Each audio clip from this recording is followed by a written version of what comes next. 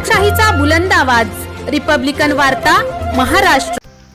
नाशिकच्या देवळाली कॅम्प येथे 5 मे रोजी कारगिल युद्धनायक दीपचंद यांनी स्थापन केलेल्या आदर्श सैनिक फाउंडेशन तर्फे देवळाली कॅम्प, नक्षत्र रेसिडेन्सी, लॅम्बरोड देशासाठी बलिदान दिलेल्या शहीदांच्या वीर पत्नीचा सन्मान आणि दीपचंद यांच्या घरासमोर 60 फूट तिरंगा ध्वज सेवानिवृत्त आर्मी ब्रिगेडियर बावा आणि कॅन्टोन्मेंट बोर्डचे नामनिर्देशन सचिव ठाकरे आणि मान्यवरांच्या हस्ते लावण्यात आला।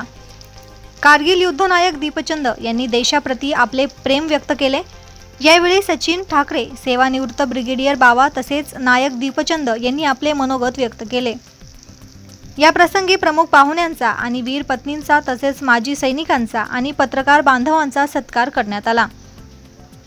कारगिल युद्धात नायक दीपचंद यांनी त्यांचे दोन्ही पाय आणि उजवा हात त्यांना गमवावा लागला, तरीही त्यांनी हार न मानता आदर्श सैनिक फाउंडेशनच्या माध्यमातून देशातील साठी कार्यकर्ता राहणार अशा प्रकारची भावना व्यक्त केल्या।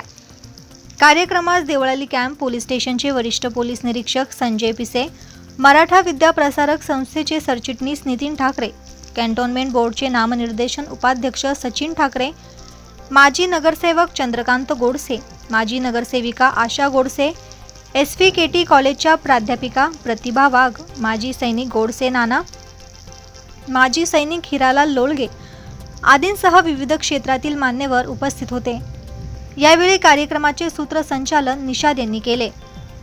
फाउंडेशन और खासकर दीपचंद जी का और वीर माताओं और वीर नारियों का बहुत ही अभिनंदन करता हूं और मैं बहुत आभारी हूं नायक दीपचंद का, जिन्होंने मेरे को ये मौका दिया आज के समारोह में चीफ गेस्ट बनने का।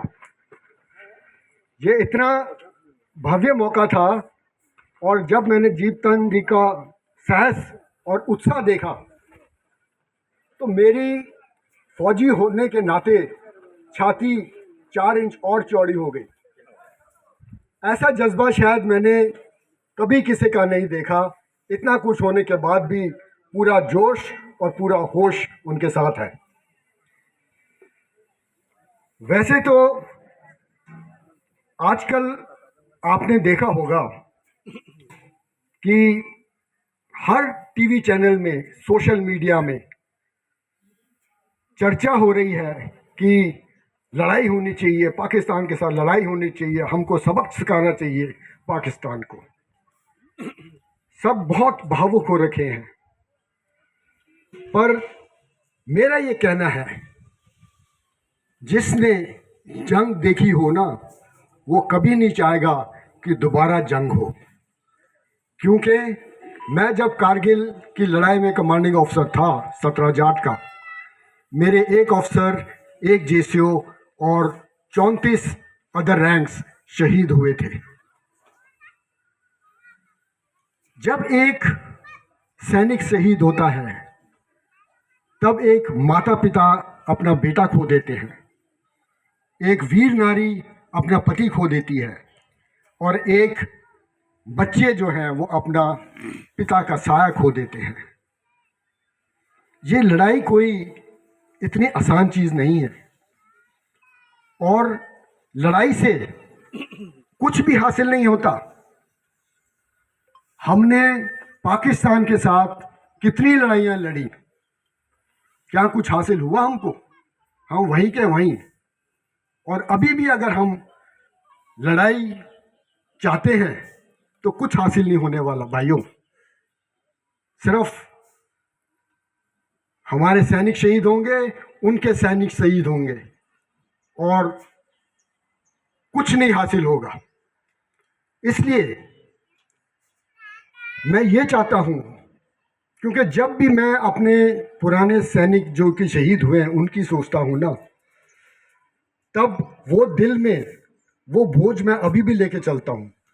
क्योंकि ये 36 लोगों को मैं उनके परिवारों के साथ वापस नहीं ला पाया। तो जंग कोई एक मजाक नहीं है जो कि टेलीविज़न स्क्रीन में या मीडिया हाउसेस जो आपको सोशल मीडिया में बोलने से शुरू हो जाएगी और हमें जीत प्राप्त होगी। जीत किसको प्राप्त होगी ये कोई नहीं बता सकता। तो इसलिए मेरे से अगर कोई पूछता है कि आप दोबारा जंग देखना चाहेंगे, मैं हमेशा कहता हूं नहीं, ये जंग मैं कभी भी अपने ज़िंदगी में दोबारा नहीं देखना चाहूँगा, क्योंकि इसमें सिर्फ सैनिक शहीद होते हैं, परिवार बिखर जाते हैं।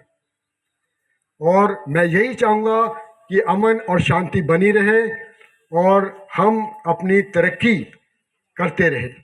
देश का तिरंगा झंडा जो हमारे ऊपर है उसकी इज्जत करें और उनकी आन बान और शान के लिए अपनी ज़रूरत पड़ने पर कुर्बानी भी दें। कुर्बानी के लिए तो हर सैनिक तैयार बैठा है, परंतु मैं सिविल सोसाइटी से भी एक रिक्वेस्ट करना चाहता हूं कि अपने सैनिकों का आप रिस्पेक्ट करें। अगर वो कोई सैनिक अपनी प्रॉब्लम ले पे आपके पास आता है, आप उसको सॉल्व करने की कोशिश करें। ये नहीं कि सैनिक को सिर्फ जंग के दौरान याद करें, सैनिक को अगर आप पीस टाइम के दौरान याद करेंगे तो वो और भी अच्छी से अपनी कुर्बानी के लिए तैयार होगा। अनोखे और अलग कार्यक्रम के दौरान उपस्थित हमारे आदरणीय ब्रिगेडियर बावा जी, काफ़ी जिन्होंने शौर्य का प्रतीक अपने जीवन काल में दिया हुआ ऐसे सारे हमारे सैनिक जी, इधर जितने भी शहीद हुए उनके सारे वीर माताएं, और इधर नक्षत्र और पंचक्रोशी में से जमा हुए सारे देशभक्त जन हो।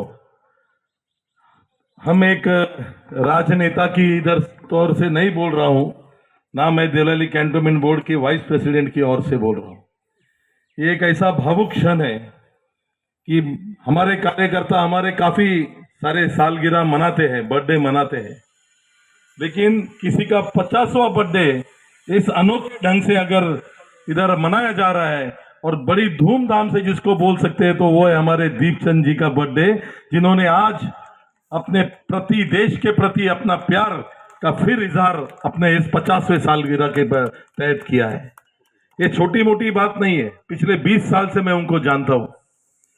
जब उनका ये जिसको हम बोलते कि अपघात हो गया कारगिल में, और उसके बाद में वो रुके नहीं, 17 महीने उन्होंने सारे हॉस्पिटल्स में उन्होंने अपना इलाज करवाया, और उसके बाद भी वो हर जगह वो अपनी छोटी सी मोटरसाइकिल, ट्राईसाइकिल जिसको बोलते, उसको लेके जिधर जिधर अन्याय होता था उधर उनका आवाज खड़ा रहता था, जिधर जिधर सोशल काम होता था उधर उनका काम खड़ा रहता था।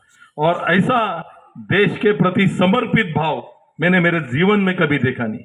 हमारे में से कोई होता जिसके दोनों पैर अगर चले जाते, अपना एक हाथ चले जाता, तो जिंदगी भर कोसते हुए घर में बैठे किधर चारपाई पे बैठ के अपना जीवन व्यतीत किया होता। लेकिन एक आदर्श उन्होंने स्थापित किया है कि अपना जीवन काल में कोई भी संकट आए, देश के सम्मान में अपना 2 पैर क्या अपना पूरा जान भी चली जाए तो भी वो समर्पित भाव से खुशी खुशी हम देने के लिए तैयार है। ये प्रतीक उसका इधर आज जीता जागता अपने सामने है। मैं तहे दिल से उनको इस जन्मदिन की हमारे देवलाली कैंप वासियों की तरफ से बहुत बहुत बहुत बधाई देता हूं। और दूसरा, रिपब्लिकन वार्तासाठी प्रतिनिधी देवळाली कॅम्प भगूर, प्रतिनिधी Bhaskar Salve, Nashik. Subscribe now and press the bell icon. Never miss an update.